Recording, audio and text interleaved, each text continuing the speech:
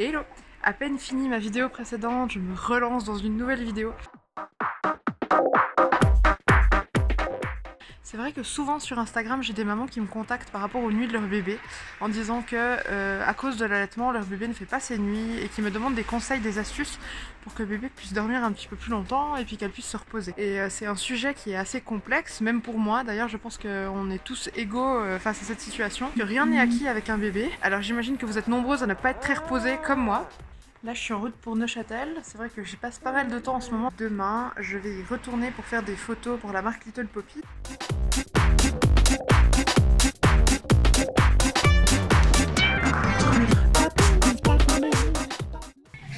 Je profite d'un miroir pour vous montrer ma veste de portage que j'ai aujourd'hui. C'est une Lighthouse Sling.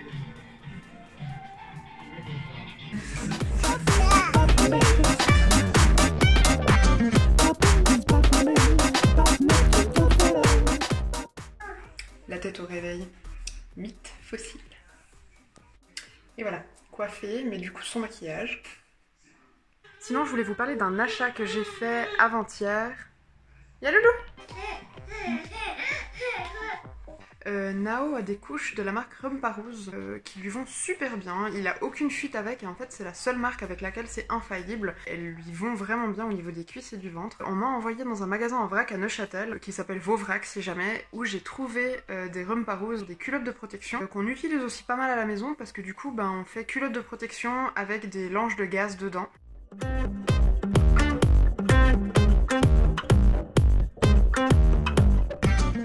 Je vais vous montrer ensuite quand je change Nao comment je m'y prends. Mais du coup j'ai complètement craqué sur deux modèles. J'ai aussi pris une couche absorbante donc avec laquelle il faut également une culotte de protection de la marque Totsbots. Je vais vous montrer tout ça. Du coup voilà, le système que j'utilise assez souvent c'est celui-ci.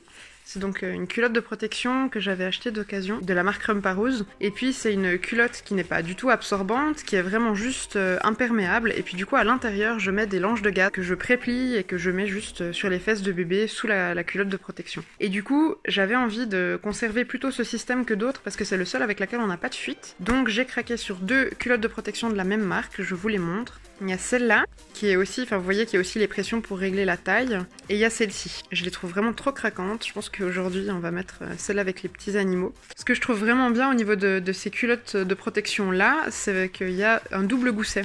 C'est-à-dire que vous avez la protection autour de la cuisse qui est un peu élastique pour que l'urine ne sorte pas de la couche.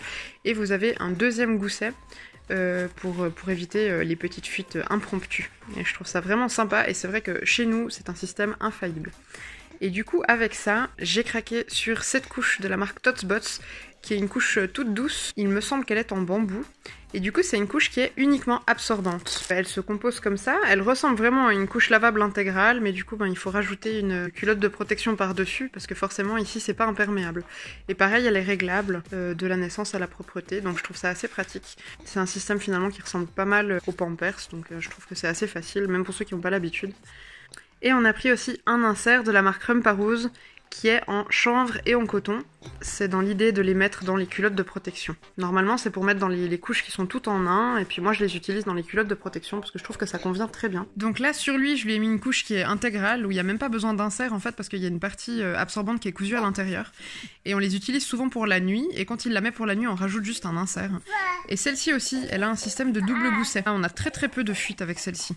Ça, c'est des couches chinoises. Je sais pas si vous en aviez entendu parler, mais il y a des études qui ont été faites qui ont prouvé que les couches qui sont achetées en Chine, par exemple sur Wish, AliExpress, etc., ont exactement la même qualité, que ce soit la qualité d'encre, la qualité de tissu, que les couches américaines ou européennes qu'on peut trouver sur le marché. Donc tant qu'à faire, j'essaye de privilégier les couches de marques plutôt connues, mais j'en ai aussi quelques-unes comme ça qui proviennent de sites chinois. Du coup, voilà, j'ai la culotte de protection que je mets sur les fesses de bébé, et entre la culotte et bébé, je mets ces deux inserts qui, normalement, devrait suffire à absorber pendant un certain temps. Nao est abandonné. Du coup, je vous rappelle la règle pour celles qui ne la connaissent pas. Il faut au niveau du ventre pouvoir passer 4 doigts. Donc il faut pas que ça soit trop serré au niveau du ventre. Et au niveau des cuisses, par contre, il faut que ce soit bien ajusté. Donc on voit que là, c'est plus ou moins juste. Ce qui est important à savoir, c'est que les Pampers, par exemple, dès que l'urine arrive dans la couche, c'est absorbé directement. Et du coup, on n'a pas de problème de fuite, même si la couche est très serrée. Par contre, sur les couches lavables, il faut un peu plus de temps pour que l'urine soit absorbée par l'insert. Du coup, c'est important de laisser un peu d'espace pour que l'urine ne passe pas directement en haut, surtout avec les petits garçons. On me pose souvent des questions sur Instagram. La base des vêtements de Nao, c'est décollant, enfin en tout cas en hiver, décollant sous le body. On me demandait si c'était par souci esthétique, mais non, pas du tout. Par contre, c'est pour tenir le collant en haut, étant donné que j'ai un petit loulou qui fait le ver de terre et qui se déplace beaucoup, comme tous les bébés de plus ou moins 10 mois, j'imagine. Moi, je favorise vraiment de mettre les collants sous le body pour que ça tienne bien et puis qu'ils les perdent pas en route.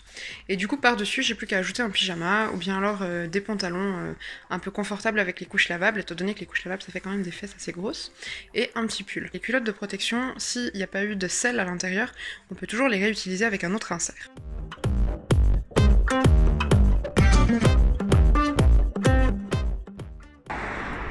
Ce joli bébé qui dort dans la voiture et que je vais devoir réveiller pour le mettre en écharpe.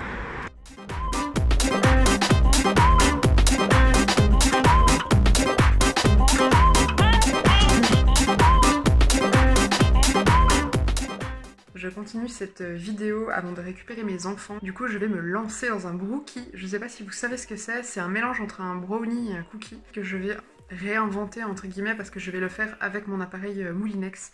J'ai le compagnon de chez Moulinex, je sais pas si vous voyez ce que c'est.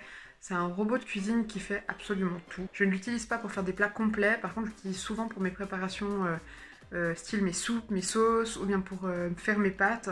Ça j'utilise beaucoup et je trouve qu'il me rend vraiment la vie beaucoup plus agréable avec 3 enfants. Du coup je vais vous montrer un petit peu comment je le fais et puis je vais vous donner la recette en même temps pour que vous puissiez la refaire si vous en avez envie.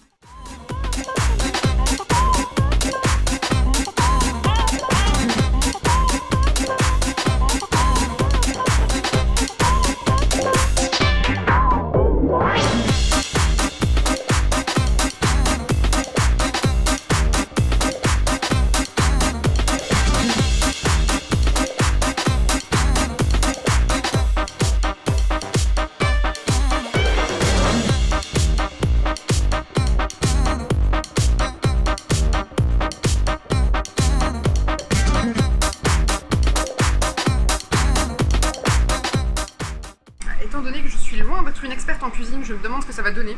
Je vous montre le résultat à la sortie du four. Il a un tout petit peu dégonflé, mais c'était l'idée. Je trouve qu'il est pas mal du tout. J'en profite pour vous montrer le temps dehors, qui est absolument affreux.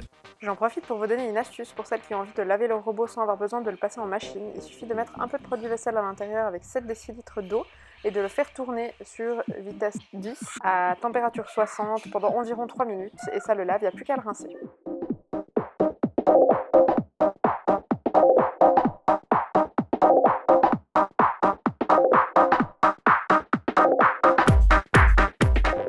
On a eu un tout petit accident de couche avec Nao.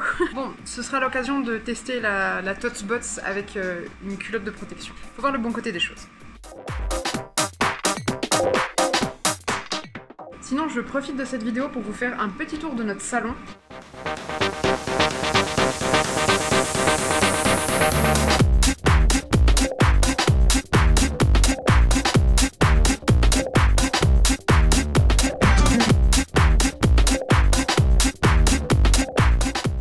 Il y a plusieurs de mes abonnés qui me demandent mes astuces pour allaiter sans dépenser des tonnes d'argent pour des vêtements d'allaitement.